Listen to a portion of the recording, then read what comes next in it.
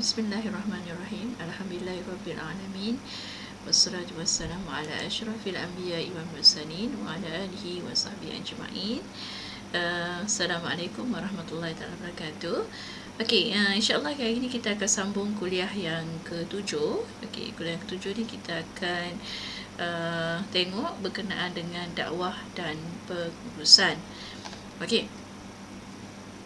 Seperti biasa, hasil pembelajaran bab, okey, di akhir bab ini diharap pelajar akan dapat memahami. Pertama adalah mengetahui maksud pengurusan dan pengurusan Islam, dan yang kedua memahami elemen dan proses pengurusan, dan yang ketiga memahami perbezaan pengurusan Islam dan juga Barat.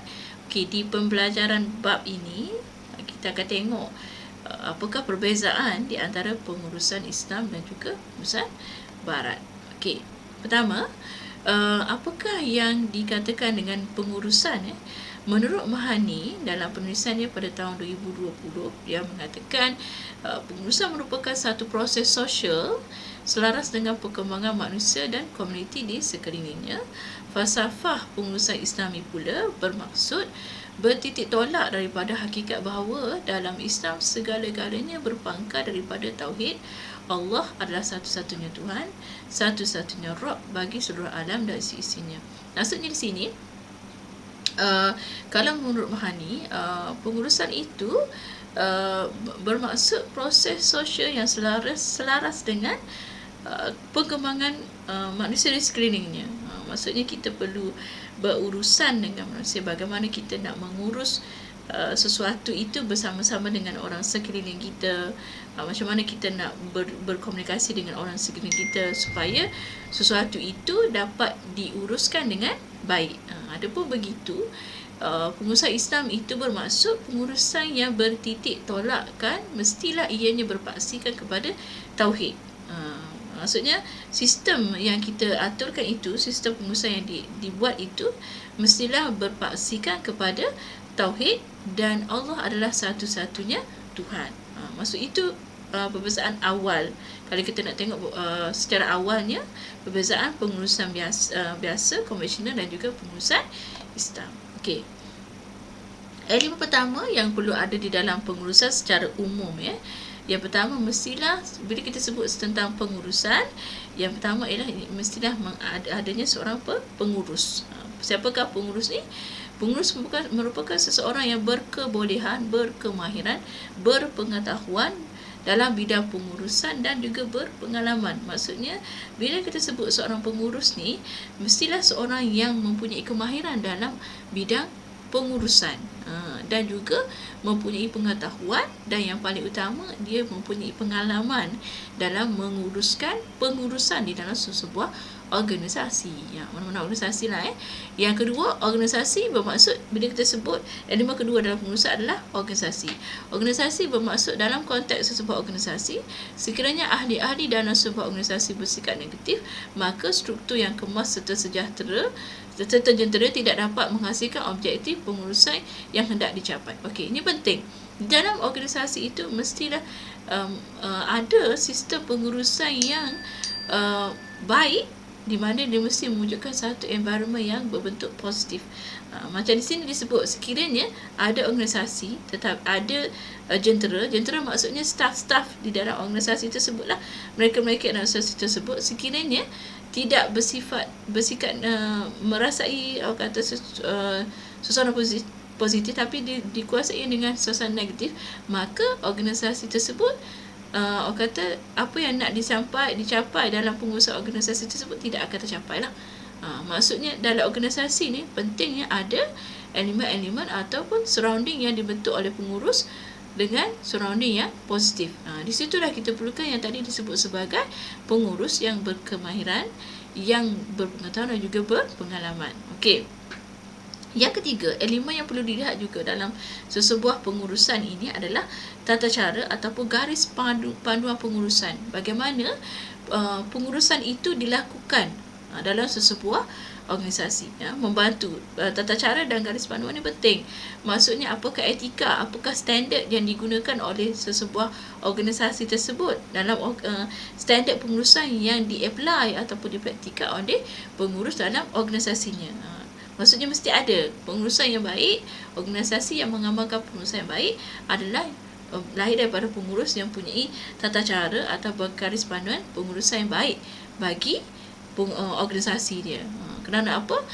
Tata cara ini dapat membantu pengurus beroperasi dengan lancar dan juga bersistematik. Maksudnya kat sini bukan setakat dia sahaja yang tahu tata cara pengurusan tersebut, tetapi perlulah dikongsi bersama jentera dia ataupun kita kata staff dia. Staff dia kena faham organisasi ni nak apa, apakah misi visi organisasi ni, apakah organisasi ni nak capai. Maksudnya mestilah diberitahu kepada staff dia dengan cara yang mudah untuk difahami. Okey, bukan maksudnya kita seorang saja, bukan maksud kita seorang je faham apa yang dikehendaki oleh organisasi kita. Okey, seterusnya bagaimana pengurusan itu berlaku? Tadi kita tengok elemen yang utama. Bagaimana pengurusan itu berlaku? Yang pertama, mestilah ada sebuah perancangan yang baik. Yang kedua, mestilah menyusun dengan susunan yang baik. Dan mestilah ada sistem pengarahan yang berfokus. Dan juga mesti ada juga pengawalan. Okey, kita tengok satu-satu. Apakah yang dimaksud dengan perancangan? Mengenal pasti objektif yang hendak dicapai oleh organisasi. Strategi yang jelas dan pelaksanaan program yang berasaskan matlamat organisasi. Di sini yang saya sebut tadi, mesti ada garis panduan. Maksudnya garis panduan tu mestilah ada objektif yang jelas. Objektif tersebut mestilah difahami oleh pengurus dengan baik dan mesti juga difahami oleh jentera dia dengan baik. Bukan maksudnya ada kalanya yang berlaku adalah apabila pengurus sahaja yang memahami.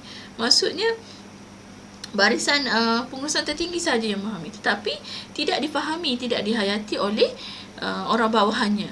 Maksudnya organisasi ni nak capai apa?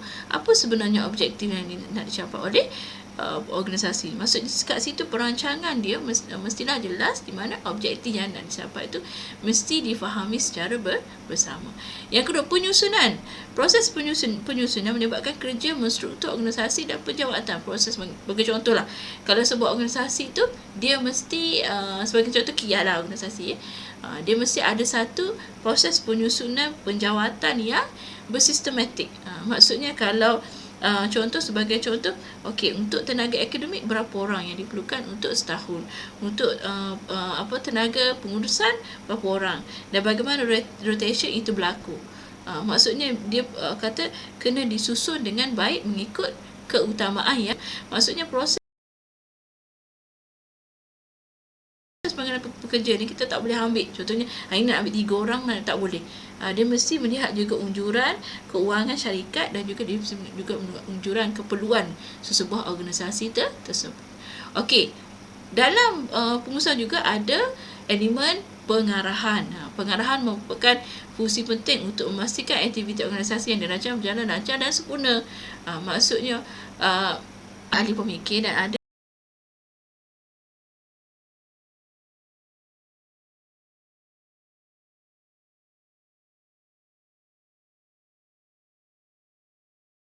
yang golongan produksi, maksudnya mereka yang menjalankan kerja tersebut. Jadi orang bawah ni dia memerlukan satu arahan yang jelas. Arahan yang jelas supaya dia boleh melakukan produksi dia tu dengan baik. Itu di sini juga sebenarnya kalau kita tengok dia memerlukan animal komunikasi yang baik di antara atas dan juga yang top dan juga yang pengurusan bagi menentukan prestasi organisasi yang telah dicapai. Sebagai contoh, mula-mula sebuah organisasi itu dia ada sistem pengurusan yang betul-betul kena merancang dulu, kemudian disusun, kemudian mesti ada disusun daripada atasan dan diarah. Okey, setiap unit ni mesti buat ni, masa ni sebagainya.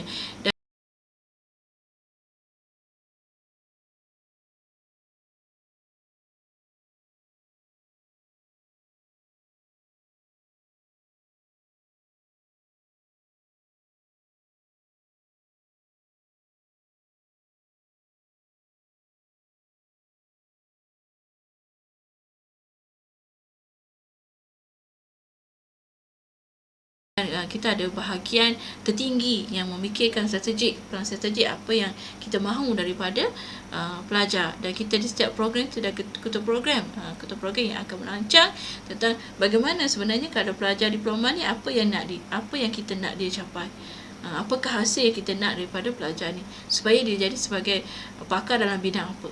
Maksudnya itulah proses pengurusan di mana ia memerlukan beberapa 4 elemen utama.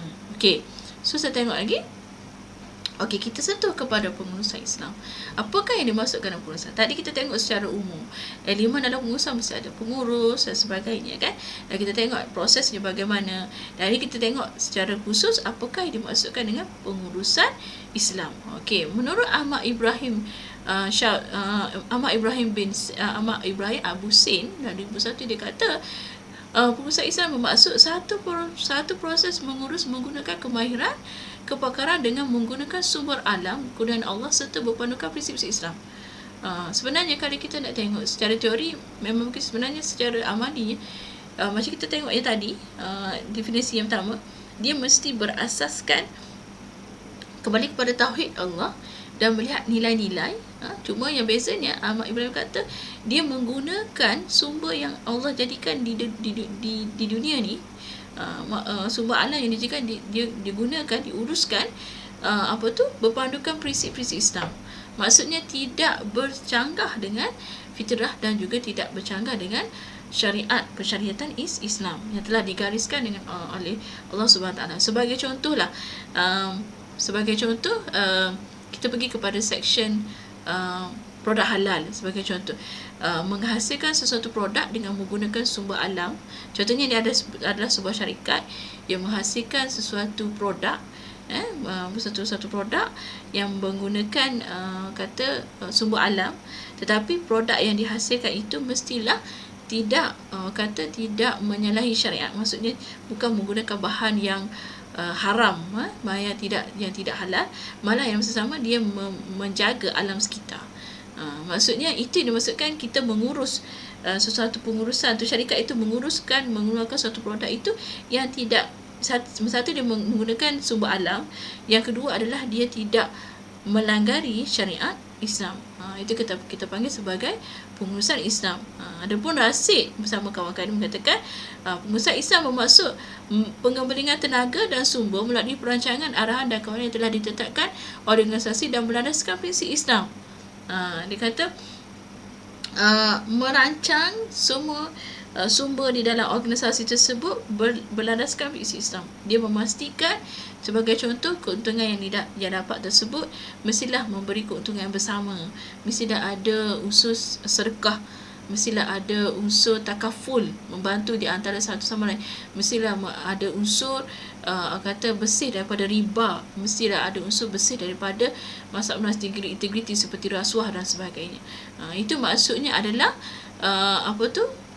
pengurusan Islam itu mengembali tenaga dan semua melalui perancangan, arahan dan kawalan di situlah maksudnya bersih, bersih daripada unsur-unsur yang kita kata bersih daripada unsur-unsur yang ditetapkan dalam syariat, dan juga organisasi berlandaskan prinsip Islam. Okey, kita tengok lagi. Kita tengok ni, nak bagi tengok lagi jelas. Macam tadi saya sebut tadi, mungkin pelajar mungkin tak nampak lagi secara jelas. Okey, so kita tengok perbandingan kat sini, perbandingan antara pengurusan Islam dan juga Barat. Okey, pertama kita tengok ada beberapa ciri kat sini. Teras, matlamat, falsafah kerja, ukuran prestasi, berkaitan pengurusan dan agama.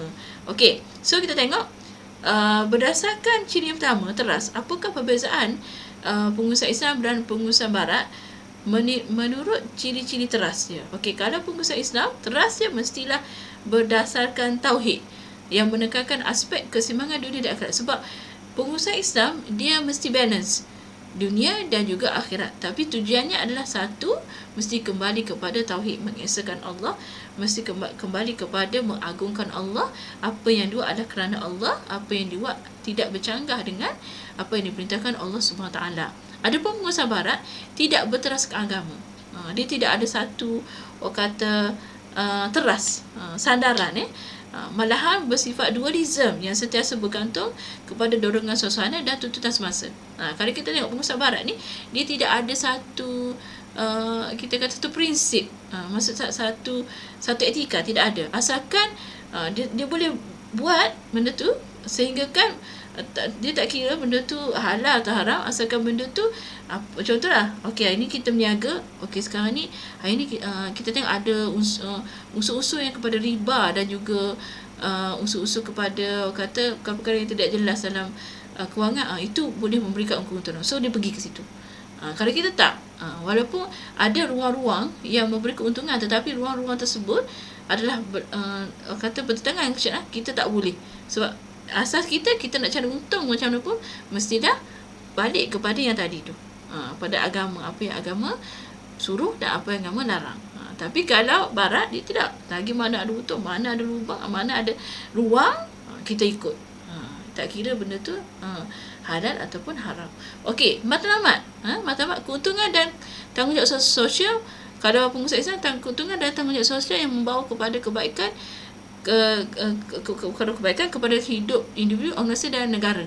Maksudnya keuntungan tu mestilah bukan kepada kita saja, faedah atau manfaat yang kita dapat tu, apa yang dibuat oleh organisasi tu, pengurusan yang kita buat oleh organisasi kita tu, ikutlah pengurusan organisasi apa awak nak buat, organisasi yang bentuk servis ataupun apa saja, tapi pengurusan organisasi tersebut mestilah memberi keuntungan bersama. Sebagai contoh, syarikat kita dapat keuntungan yang besar, jadi kita pun share keuntungan bersama dengan staf bawah kita, dengan kita bagi bonus, bagi percutian, bawa saya kita pergi umrah dan sebagainya, dikongsi, dan mestilah dikongsi dengan baik, dengan adil.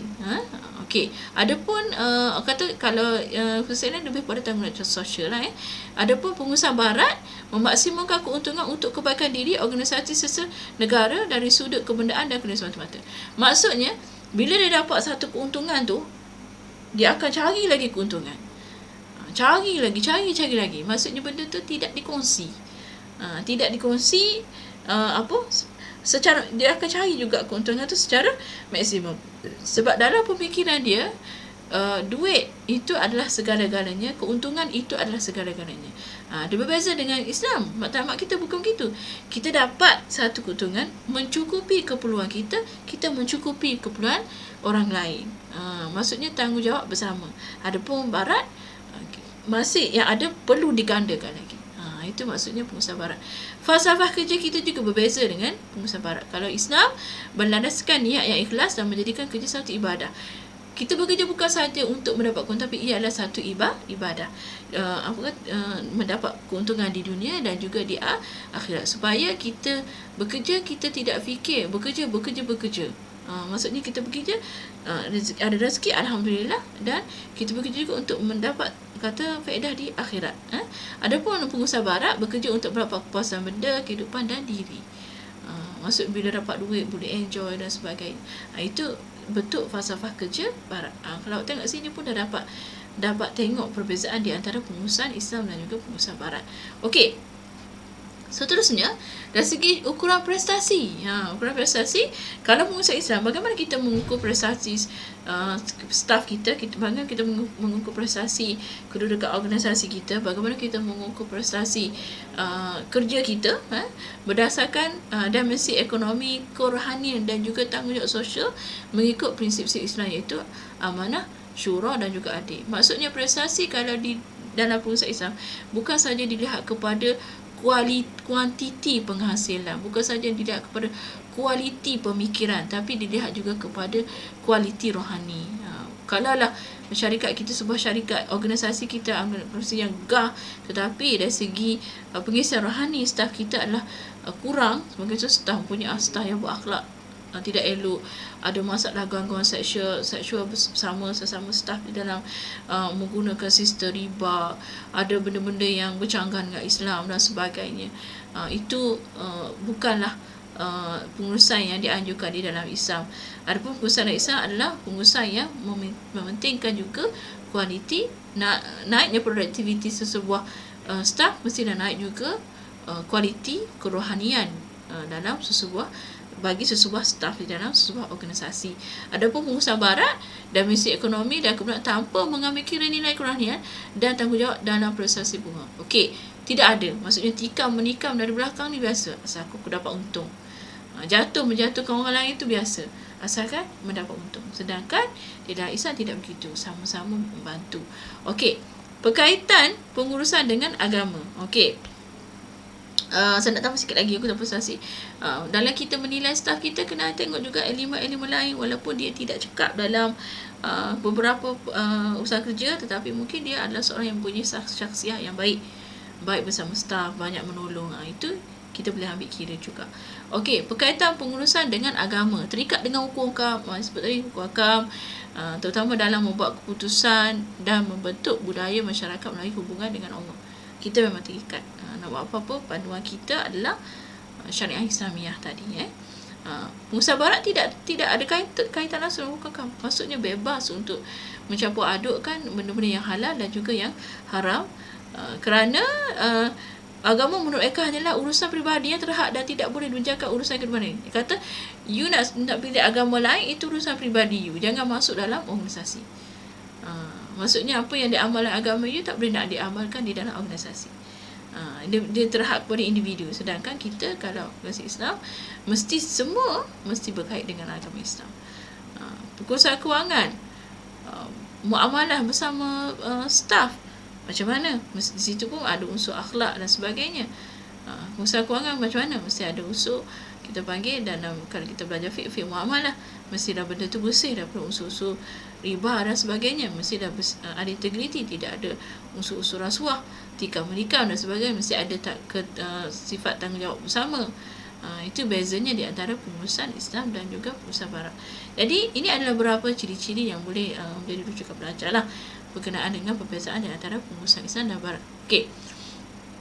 Jadi sebagai nak balik kepada topik kita dakwah ni, sebagai pendakwah pun memang kita akan terikat dengan pengurusan. Sebab nanti kita akan ada, bila sebelum kita belajar dakwah dan juga kepimpinan, kita terikat dengan organisasi. Bila ada organisasi, mesti ada sistem pengurusan. Okey, kesimpulannya, pengurusan merupakan satu elemen penting yang perlu ada dalam sebuah organisasi. Perlu ada sistem, elemen-elemen tadi perlu ada, perancangan yang baik perlu ada, pengarahan yang baik perlu ada, pengawalan yang baik perlu ada, satu tata cara yang baik perlu ada di dalam sebuah organisasi. Seseorang pemimpin perlu mengetahui perkara asas dan kemahiran pengurusan, perlu. Walaupun kita ni sebut pasal dakwah, kita kena ada standard kita. Standard tu tadilah, kita mesti ada pengetahuan tentang tadi tu. Ini dapat membantu dirinya dalam membuat keputusan yang lebih adil dan tepat. Pengurusan Islam lebih bersifat holistik kerana ianya berlandaskan prinsip Islam yang menekankan prinsip adil dan bukan berasaskan keuntungan semata-mata. Okey, jadi di sini jelaslah kepada kita terdapat perbezaan di antara pengurusan barat dan juga pengurusan Islam, di mana pengurusan Islam lebih mengutamakan kata nilai tadi, sifat tauhid kembali kepada Allah, dan juga masih terikat dengan hukum-hukum Islam tadi. Masih terikat hukum Islam, dan juga tidak terikat kepada kualiti, tidak juga melihat kepada prestasi, kualiti dari segi kecekapan pekerja semata-mata, tapi melihat juga kepada elemen rohani. Okey, setakat itu sahaja untuk hari ini. Terima kasih. Assalamualaikum warahmatullahi taala wabarakatuh.